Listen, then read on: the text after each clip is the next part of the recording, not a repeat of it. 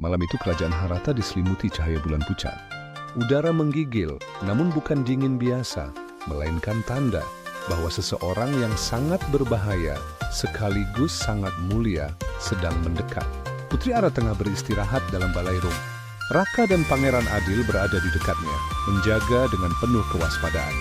Luka-luka Ara belum pulih sepenuhnya, dan kekuatan tersembunyinya makin sering meledak tak terkendali. Tiba-tiba, angin berhenti. Burung-burung terdiam. Api lentera merunduk.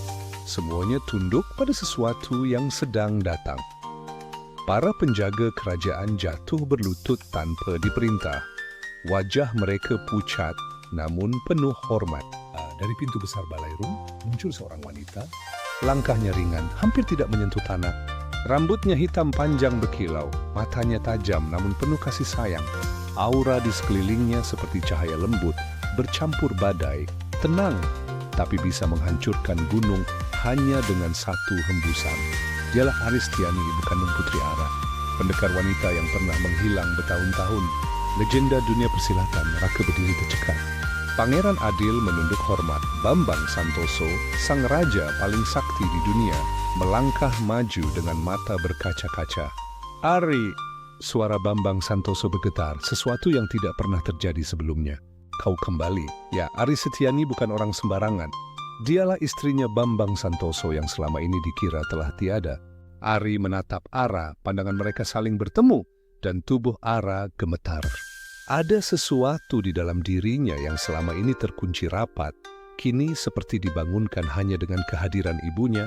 Ari mendekat perlahan lalu berkata, "Ara, putriku, kekuatanmu sudah mulai bangkit, dan hanya aku yang bisa menuntunmu mengendalikannya."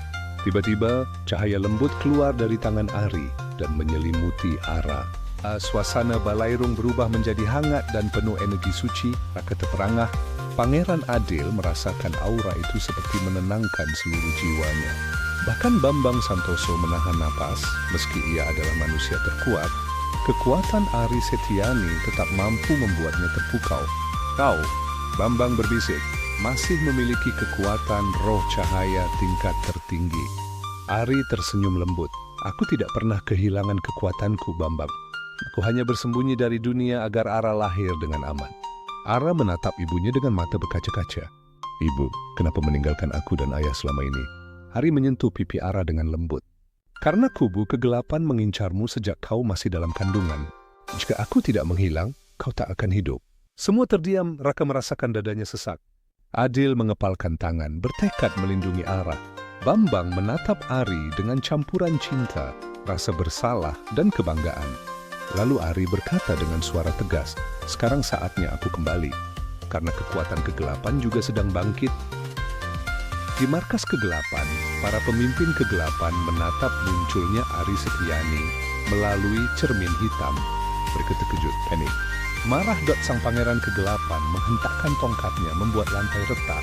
Ari Setiani, wanita yang bahkan para iblis pun segan menyentuhnya. Para jenderal iblis membungkuk ketakutan. Sang pangeran berteriak, "Bangkitkan Ratu Malam Abadi." Karena jika Ari kembali, keseimbangan hancur. Suasana berubah mencekam.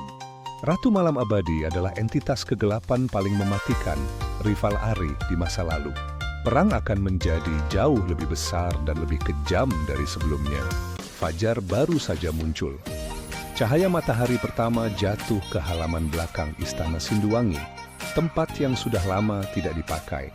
Lapangan batu putih yang dulunya khusus dipakai untuk latihan para leluhur kerajaan. Di tengah lapangan itu berdiri Ari Setiani, sang pendekar legendaris, dan Putri Ara Diandra Sukma yang mulai mengungkap kekuatan tersembunyi dalam dirinya. Angin berputar pelan di sekitar mereka. Batu-batu kecil melayang tanpa disentuh. Udara mengandung energi kuno yang membuat bulu kuduk siapapun merinding. Ari menatap Ara dengan mata tajam namun penuh cinta. "Baik, Ara, hari ini ibu akan membuka gerbang kekuatan pertama dalam diri. Tapi ingat, sekali gerbang ini terbuka, kau tidak akan pernah bisa kembali menjadi manusia biasa." Ara menelan ludah gugup, namun ia mengangguk mantap. "Aku siap, Ibu. Demi rakyat, demi ayah, demi semua yang kulindungi." Ari menggerakkan tangan, dan lingkaran cahaya besar muncul di bawah kaki Ara. Lingkaran itu berputar cepat, simbol kuno yang hanya dimiliki oleh garis darah para raja paling sakti.